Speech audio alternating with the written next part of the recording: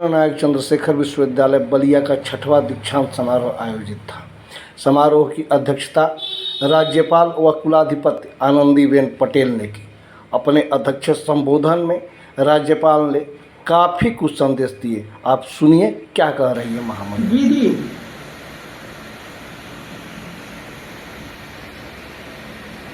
1 crore PM Usha से आपको मिला है।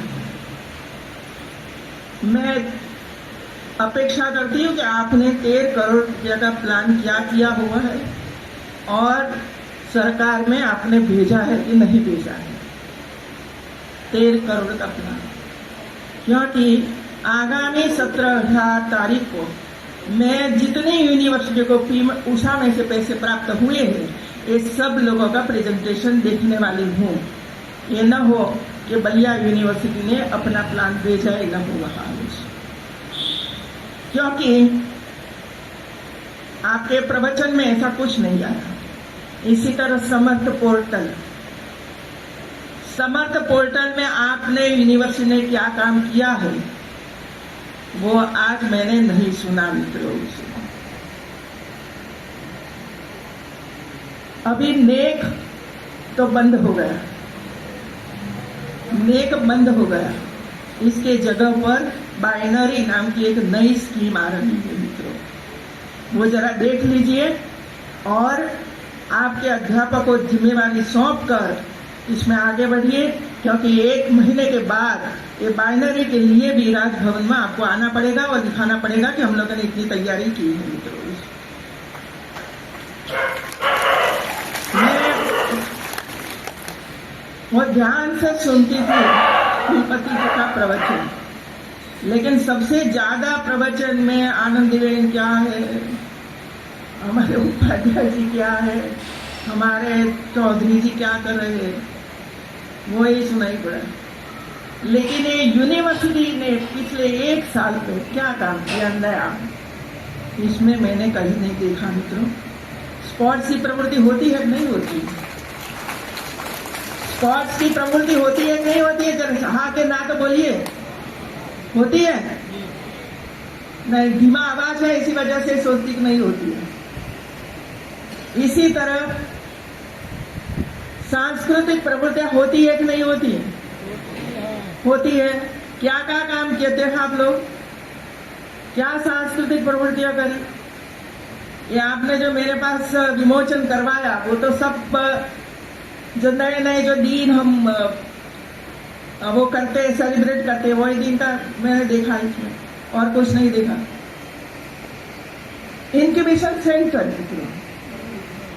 चर्चा कर दी है आपने, लेकिन इंक्यूबेशन सेंटर अभी तक बना नहीं। कौशल विकास सबसे बहुत ही इम्पोर्टेंट जरूरी है ये एरिया के लिए, कौशल विकास में बच्चों को आगे बढ़ाने के लिए, क्योंकि ये एरिया ऐसा है जो हमारे विद्यार्थियों को हम कौशल विकास में आगे नहीं बढ़ाएंगे, क्योंकि अलग अलग प्रकार का कौशल है सब लोगों में।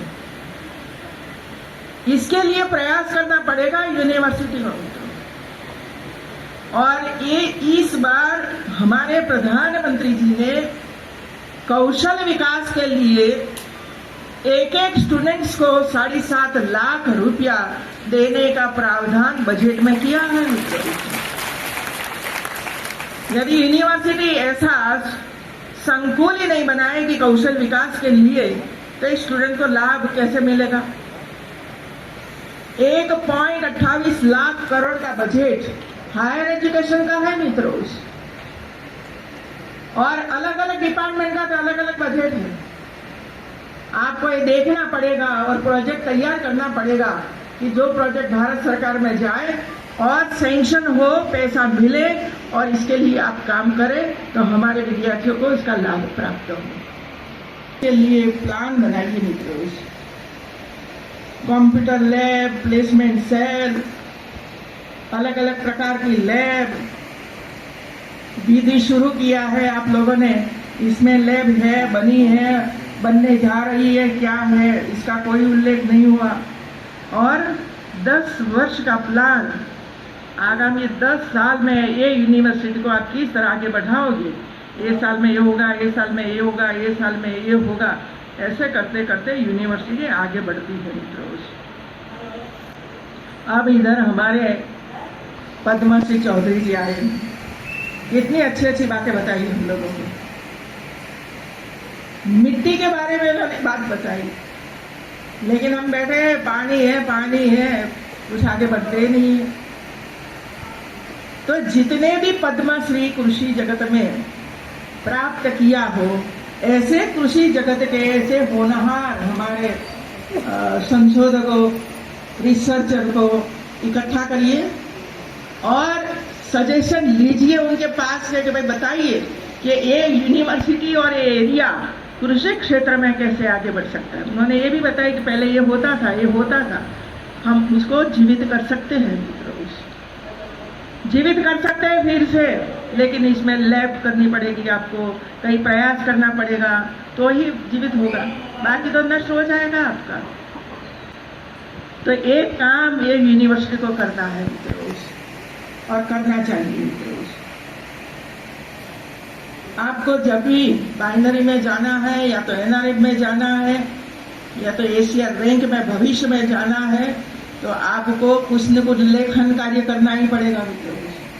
सभी यूनिवर्सिटियों ने मैंने मैसेज भेजा था कि आप कोई कंपटीशन करवा रहे हैं, स्टोरी करवाई, पेंटिंग करवाया, स्पीच करवाई, और एक सुंदर मजा की बुक लेकर मेरे सामने रखी मित्र। मैंने पढ़ा, इतना सुंदर अक्षर, कई बच्चों ने तो कविताएं लिखी है अंदर, अपने तरीके से कविता लिखी है, वो भी शक्ति है कविता लिखने की। ऐसे बच्चों को ढूंढिए और इसको आगे ले जाने के लिए प्रेरित करिए, और भविष्य में जो कंपनियों में उनको इंटर्नशिप करने के लिए जाना है, कई छात्रों को आज मेडल प्राप्त हुए। मेडल लेने के लिए आते थे तब भी कोई खुशी नहीं दिखाई पड़ती थी, कोई खुशी नहीं दिखाई। पूछा क्या बीमार है तुम? पूछो एक कहाँ बैठी हो? मैंने पूछा कि बीमार है तू? ना, अरे हाथ में गोल्ड मेडल है, फेस पर गोल्ड दिखाना चाहिए हमारे फेस पर।